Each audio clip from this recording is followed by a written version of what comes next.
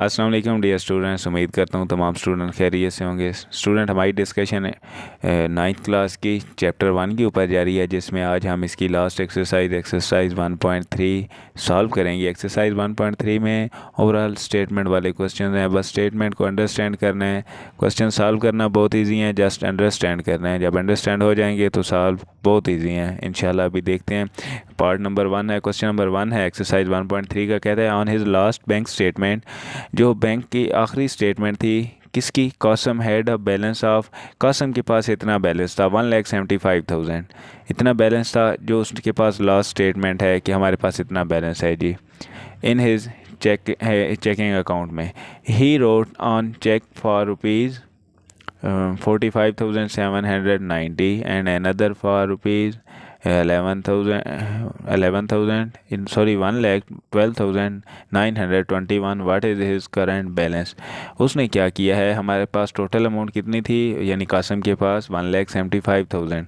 दो दफ़ा उसने बीच में से पैसे निकलवाए। एक दफ़ा उसने 45,790 निकलवाया, एक दफ़ा उसने 1,12,921 रुपये निकलवा लिए। तो उसने टोटल अमाउंट कितनी निकलवाई। फर्स्ट उसके पास टोटल अमाउंट है कितनी, 1,75,000। उसने विड्रा कितना करवाया फर्स्ट टाइम, 45,790। दूसरी दफ़ा विड्रा कितना करवाया, 1,12,921। तो उसने टोटल विड्रा कितना करवाया, ये और ये इन दोनों को ऐड कर देंगे तो टोटल विड्रा आ जाएगा। तो टोटल विड्रा उसने दो दफ़ा जो विड्रा करवाया, जो पैसे निकलवाए हैं टोटल कितने, एक दफ़ा 45,790 प्लस दूसरी दफ़ा 1,12,921। दोनों को जमा किया, हमारे पास आंसर आया 1,58,711।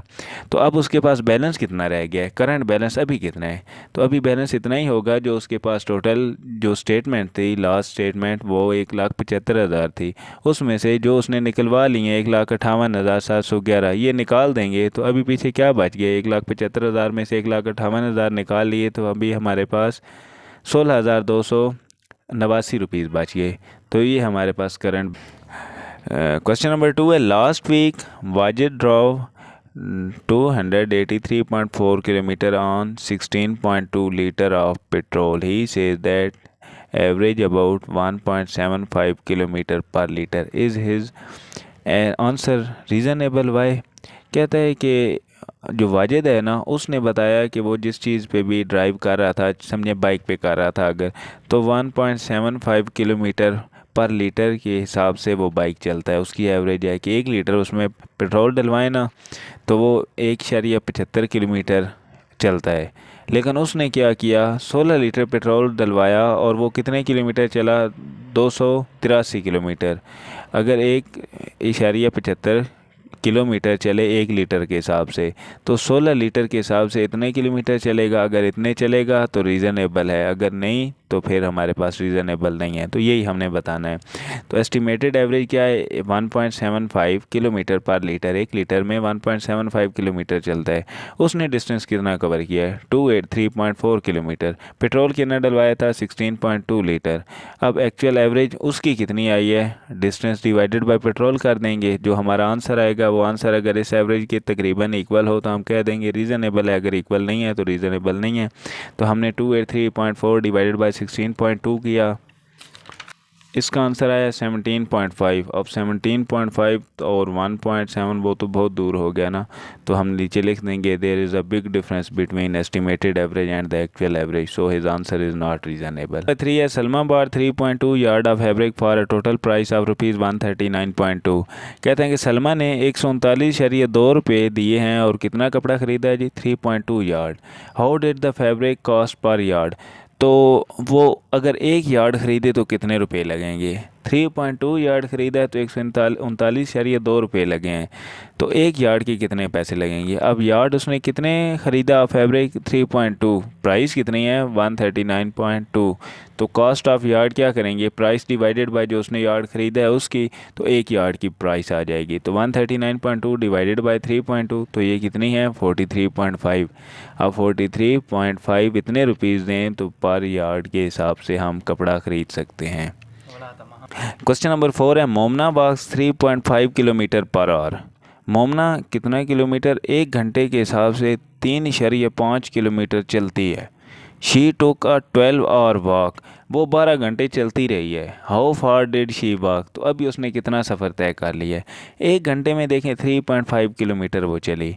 अगर वो 12 घंटे चली, 12 आवर चली, तो अब क्या करेंगे, 12 को 3.5 से मल्टीप्लाई करा देंगे तो टोटल आ जाएगा कितने किलोमीटर चल गई है।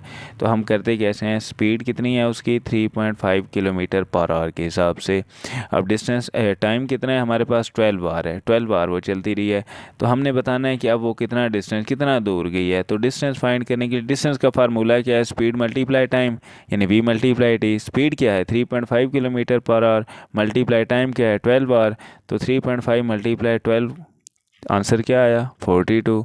तो ये हमारे पास उसने डिस्टेंस कवर कर दिया कितना, 12 आवर में। 12 आवर में कितना डिस्टेंस है, 42 किलोमीटर। नेक्स्ट है जी, for a class party the student council purchase 42 balloons.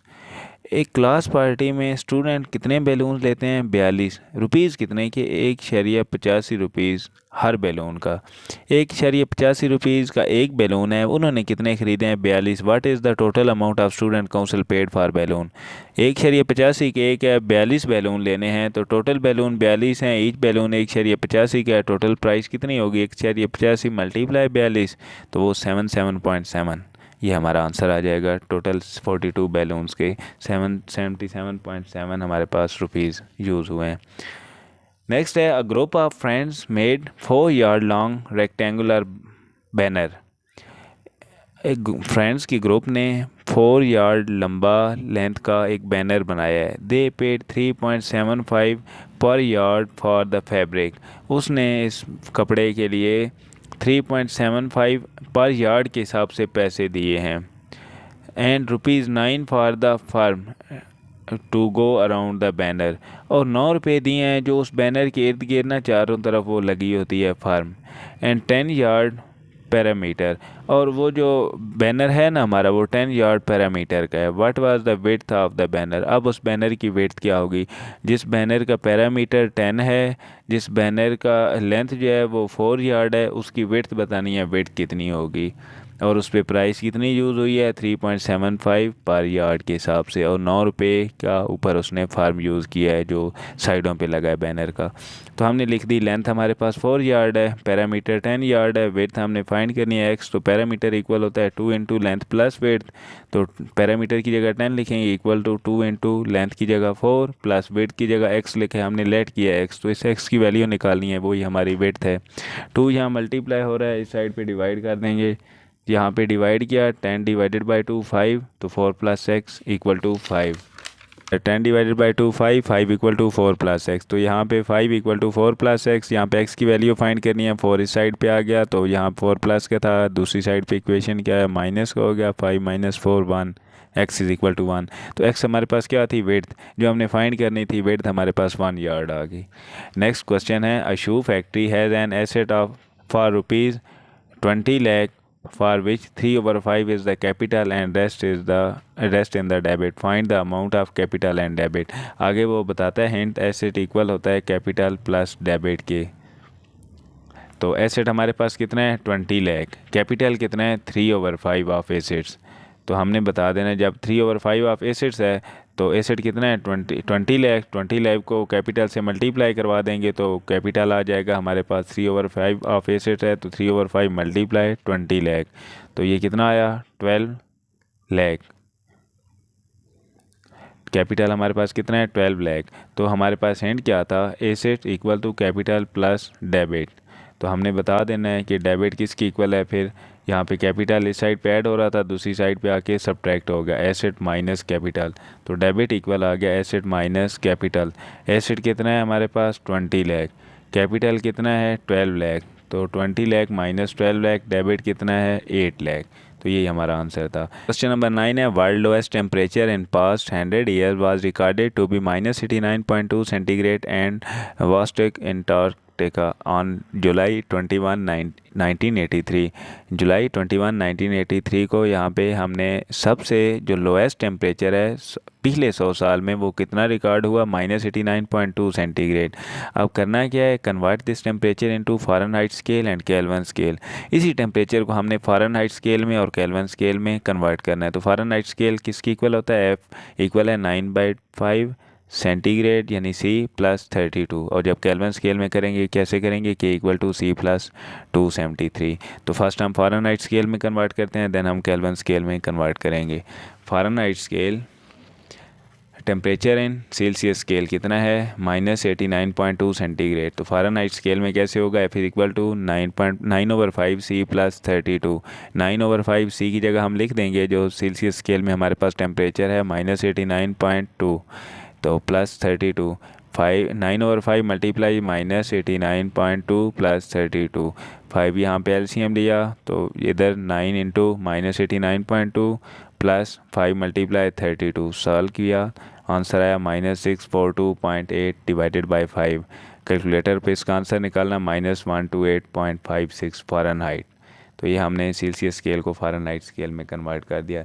Next हम केल्विन स्केल में कन्वर्ट करेंगे। K equal to C plus 273, तो K इक्वल टू 89.2 प्लस 273, तो ये 89.2 हमारे पास माइनस का था। K इक्वल टू -89.2 प्लस 273, तो इन दोनों को ऐड किया, आंसर आया केल्विन स्केल में 183.8। नेक्स्ट लास्ट क्वेश्चन है। लास्ट क्वेश्चन में कहते हैं company was penalise by the government act for low quality production. एक कंपनी थी जिसमें वो लो क्वालिटी प्रोडक्शन दे रही थी, तो उसे गवर्नमेंट ने पेनलाइज कर दिया। अगर उस कंपनी में 3 शेयर होल्डर्स हैं, फ़रा, मरियम एंड तहरीम, उन तीनों ने इन्वेस्ट किया हुआ है in ratio of 1:2:3 and amount of penalty is rupees, इतने रुपीज़ हैं जिसमें उन तीन ने, फ़रा, मरियम और तहरीम ने कितना इन्वेस्ट किया है, 1:2:3 रिस्पेक्टिवली, यानी फ़रा ने 1 अगर इन्वेस्ट किया है तो मरियम ने 2 और तहरीम ने 3, इस हिसाब से उन्होंने ये टोटल अमाउंट है इसमें इन्वेस्ट किया हुआ है। Find the amount of penalty paid by each of 3। अब बताना है फ़रा ने कितना इन्वेस्ट किया है, मरियम ने कितना किया है, तहरीम ने कितना किया है। तो अमाउंट ऑफ पेनल्टी कितनी है, 4,56,868.97। इन्वेस्टिंग रेशो कितनी है, 1:2:3। सम ऑफ रेशोज़ करें 1 + 2 + 3, तो ये कितना हुआ 6। अब जब फ़रा का शेयर लेंगे तो 1/6 मल्टीप्लाई ये रेशो करेंगे, हमारा आंसर आ जाएगा। जब हम मरियम वाला देखेंगे कि मरियम ने कितनी अमाउंट यहाँ पे फिक्स की हुई थी, इन्वेस्ट की हुई थी, तो हम मरियम के लिए 2/3 लिखेंगे, मल्टीप्लाई ये वाला जो हमारे पास पेनल्टी की अमाउंट है ये लिखेंगे, देन इसका आंसर आ जाएगा। नेक्स्ट जब हम तहरीम की लिखेंगे लास्ट वाली, तो 3/6 कर देंगे, मल्टीप्लाई ये पेनल्टी की अमाउंट, सॉल्व करेंगे, आंसर आ जाएगा। तो ये तीनों के आंसर निकालने हैं, तीनों ने कितनी कितने रेशो में कितना कितना रुपीज़ इन्वेस्ट किया हुआ है। तो यहाँ हमारी एक्सरसाइज 1.3 कंप्लीट होती है। नेक्स्ट अगर कोई क्वेश्चन हो आप कमेंट बॉक्स में पूछ सकते हैं, हम इसका चैप्टर नंबर 2 करेंगे नेक्स्ट एक्सरसाइज।